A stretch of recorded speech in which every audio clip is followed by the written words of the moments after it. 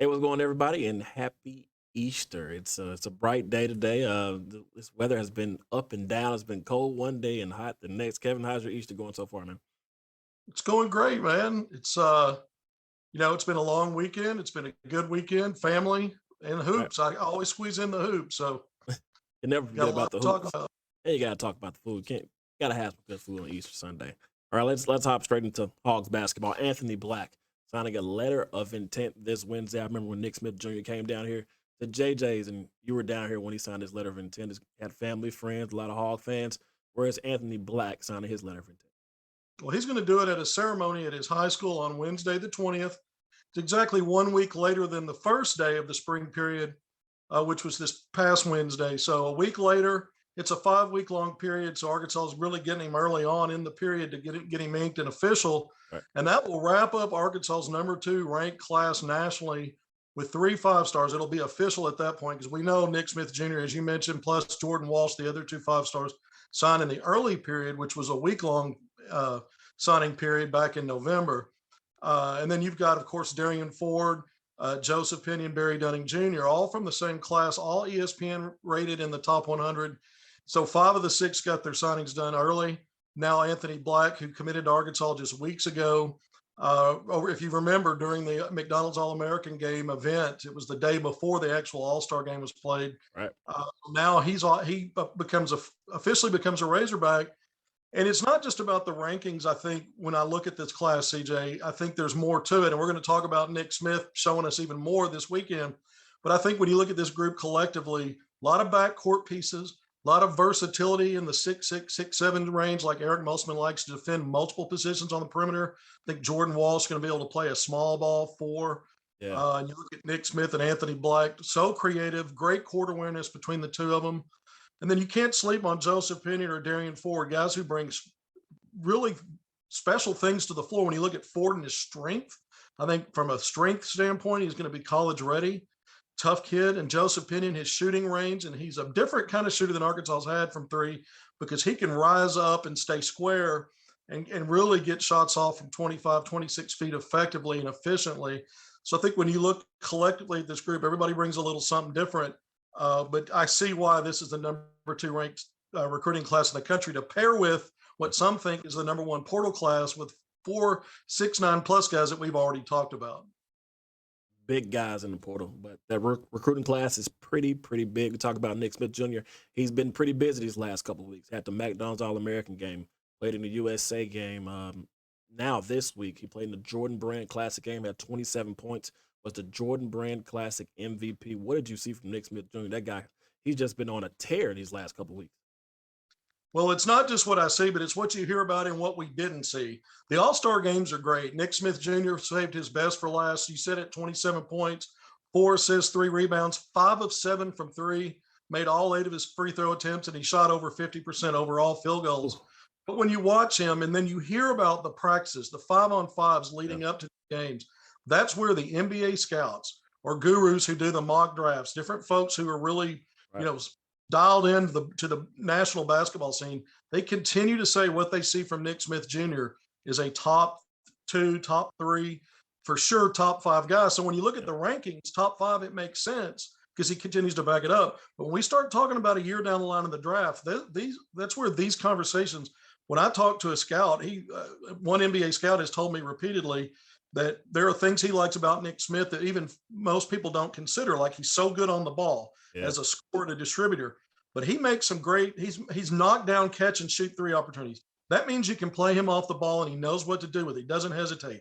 You actually saw that in the Jordan Brand Classic. So I think Nick Smith Jr., while everybody knows he's an alpha with the ball, I think people are going to be pleasantly surprised how he plays off the ball, how he shares the ball, and just the little things he does that impact winning, because he's alpha not only in terms of going and getting offense, but he's alpha in terms of winning. And he wants to get across that finish line worse, it seems like, than anybody. I think that's a huge quality that's going to help the other freshmen in this class as Yeah. well, because they're competitive too. But having a guy like that sort of as your floor leader, I think is going to push everybody else. Now, in that Jordan Brand Classic game, that was Nick Smith Jr.'s last high school, I guess you can say, basketball game that he'll play. He'll be on the college campus pretty soon, along with Anthony Black, along with Jordan Walsh, and along with the transfer portal guys. How do these guys gel together? You got 3 big-time McDonough All-Americans. You got transfer portal guys coming in. You got some people coming back from last year. We don't know about Jaylin Williams just of yet, but how do these guys gel in? And, man, it's a new Razorback team this year.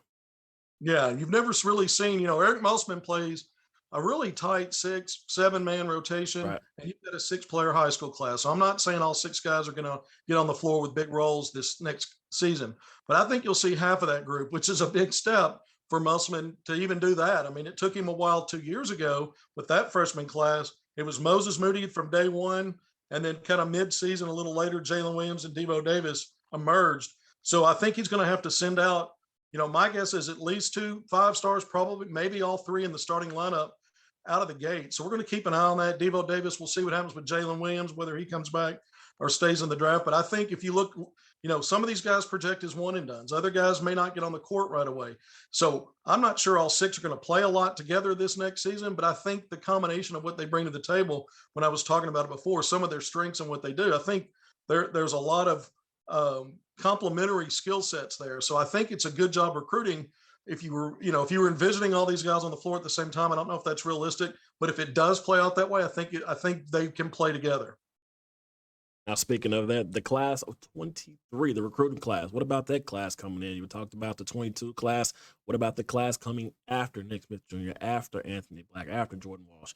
What have you seen from that class coming in? Layden Blocker, 6'2" point guard out of Little Rock, played at number 1 Sunrise Christian Academy last season. A guy that, really, when you look at it from a national level with Brad Bill Elite this past weekend, or weekend before last in the first live eval event, Nike EYBL circuit down in Orlando, was a first-team performer down there, top 5 on the circuit in scoring at 21 points. He's a big rebounder from the point guard spot, always has been. Averaged 7.5 rebounds last weekend, 3.5 assists, a couple of steals. And what I really like is he's always been an above the rim, fearless attacker. He's a facilitator and a guy that can go get a bucket. He's a tough defender. I mentioned he's a big, strong rebounder for a 6'2" guard. But what I like is the emerging three-point game, his three-point shot. He shot nearly 54% from 3 down in Orlando last weekend. And so Arkansas's made him a priority recruit. He's already taken multiple unofficial visits, but he announced last week, and we put it out, we broke it, that he will take his official visit, his first official visit to Arkansas, since he's taken previous unofficials, the June 6th through the 8th. So that's just around the corner. He's got a couple of OVs also set up for Kansas State and Maryland. That's in May. But June 6th through 8th, Layden Blocker, one of the top point guards in the country, national top 35 4-star, who I think is now pushing. He's making his case to creep up a little higher and be in that conversation for 5-star status. More work to be done at these next few live eval events. There's another one coming up next weekend where he can continue to make the case, but this is a big time player. And speaking of another 2023 in-state guy, because Blocker's from Little Rock, even though he plays high school in Kansas, is Rashad Marshall out of Blytheville, a 6'9" forward who's really burst onto the scene, been sort of an under the radar guy, not a lot of grassroots hoop the last 2 years, but he's with the 17 and under Arkansas Hawks. Had a big weekend last weekend in Indianapolis in the Adidas 3SSB circuit. He's a strong, sturdy guy at 6'9", really is a man-child around the basket, does work, aggressive, physical, good athleticism. He can step out and knock down a mid-range shot. He's got range out to 3. He can do a few things on the court, but he's already got Ole Miss and A&M offers. He reported an offer from Kansas. Arkansas coaches reached out to him this week. We also put that out on Twitter. But let's keep an eye on that because he has another opportunity this next live eval session next weekend to continue to move the needle in his recruiting. He's getting a lot of national attention. Rashard Marshall out of Blytheville is a name to remember, CJ. I'm looking forward to it. Blytheville, not too far from Memphis is where I'm from, so I'm looking forward to see that guard play. All right, on top of that, we talked about the young guys, the 2022 guys, the 23 guys. Let's talk about Jaylin Williams, a guy who's been here 2 years. He had a pretty big week this week. Got the key to the city of Fort Smith. I was there along with a couple more media outlet people and his family and friends. A lot of people that he's seen came in one building, said it was good to see. One person he said he was thinking of when he finally got that key to the city was his grandmother. Said he had a lot of emotions come over him, happiness, sadness, all of it all. But the key to the city, a big, big achievement for Jaylin Williams. But the biggest achievement is probably him going to the NBA draft and being in front of those scouts. Didn't give me too much information. I tried to talk to him about it a little bit. He'll start working out pretty soon for the NBA draft, pretty sure in Fort Smith. What have you heard from Jaylin Williams about the NBA draft? Well, his workouts have already started. I'm not going to say much more than that, but I'll tell you this. You had a couple of mocks come out in the last week. CBS Sports had him number 40 on their top 60 big board. You had Bleacher Report. Jonathan Wasserman, who's their NBA draft expert, has him going number 40 in his two-round mock draft.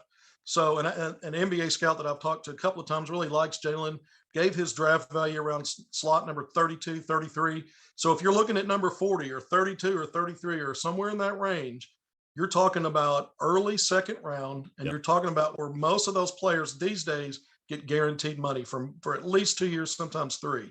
That's where Daniel Gafford landed. And Isaiah Joe, even at number 49, considered a middle second round pick, got guaranteed money for 2 years. So we have to see if those projections hold. You've still got the draft combine coming up. You'll have individual workouts. Things can change. Other players move up. Some players ahead of you move down.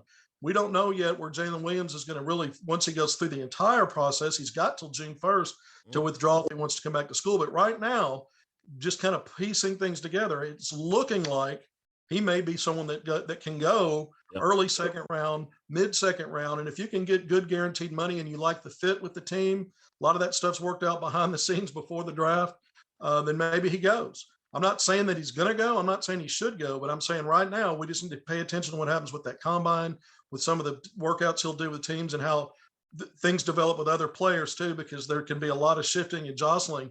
But right now he's in a good spot, I'd say, to give himself a lot to think about moving on to the next level. Now, that's not to say he can improve his lot by coming back to Arkansas for his junior season. It may be a scenario where that is the best thing for him. Right. But I'm just kind of going over some of the thoughts that are out there right now, and it's kind of borderline when you look at the past few drafts of guys going ahead and taking that guaranteed money, betting on themselves, because the sooner they get in the NBA and they can get guaranteed money, the sooner they can play themselves into that second contract, which is the big payday. If nothing else, they get themselves an opportunity to learn the program a little bit sooner as well and prepare themselves for what's down the road at that level. Well, it's not a bad problem to have when you're juggling between going to the NBA and coming back to one of the top offenses or top teams in the country. So you're still going to be juggling with that. We'll hear more of that. But, a top 40 pick will be great for Jaylin Williams. And speaking of going to the NBA, it's guys in the NBA right now from the Razorbacks that are in the playoffs. Guys like Patrick Beverley, guys like NBA champion Bobby Portis. It's going to be a fun time for Arkansas Razorback fans to see these guys play. Patrick Beverley played my hometown team, the Memphis Grizzlies, and they got the W. It was the first game yesterday in Memphis, Tennessee. Talk about those Hogs that are in the NBA right now playing in the playoffs. Yeah, I just did my regular season wrap where I named Portis now the second consecutive season. It's probably an easy pick, but he's my pro hoop hog player of the year. You look, career numbers for him this year: started 59 games, played in 72, really held the fort down well as a starter while Brook Lopez, the regular starter, was out with back problems. Went back to a reserve role, but look, one of only 3 NBA players to average double-figure scoring, at least 8 rebounds per game, and shoot 39% or better from 3. Those are not arbitrary, odd stats that are just a weird combination. When you think about the modern NBA big man, they want guys that can stretch the floor but still be productive around the basket, rebounding, defending, putting up numbers on offense, not just what they can do from 3. And Bobby Portis is one of the 3 guys to do that. Karl Anthony Towns, who's an all-star, won the 3-point shooting contest. The big man for Minnesota, who you mentioned with Patrick Beverley beating Memphis yesterday, was one of those 3. And Chris Wood with the Houston Rockets. Portis is the only one to make that, to achieve that, playing less than 30 minutes a game. So a big year for him when you look at total points. First time in his career to score over 1,000 in the regular season, over 600 rebounds, another first. Set career highs for a season in totals and steals and blocks. Just a big time performance for him. And look, the Bucks are as the 3 seed out of the East. They open up later today against the Chicago Bulls. So we're going to see how that goes. The defending NBA champion, and Portis had a big role on that team, winning a title last year. Anything Milwaukee does, any success it has, I expect Portis to also play a key role. And you mentioned Beverley, 10 points, 6 assists, 6 rebounds, a block, a steal, and just a pest on defense. He gets into guys' heads. Ja Morant's a special player, but there's no slouch over there. When you look at the Timberwolves with Patrick Beverley, he's not an all-star type of guy, but he's an all-league defender, 3-time all-defensive team, and a guy that when you look at his 10-year career, this is his 10th season. He's been in the playoffs every year of his career. So this is his time of year. This isn't new to him. And then we look at Moses Moody, what a season he had, a 30-point game this year, a 20-point game, started 11 times for Golden State. The Warriors got off to a good start yesterday, winning its first round game against Denver. And Moses Moody checked in late, last 3.5 minutes, got a point, a steal, and a rebound or an assist. So he's made his playoff debut as a rookie after a strong rookie season. Isaiah Joe in his second season with the 76ers.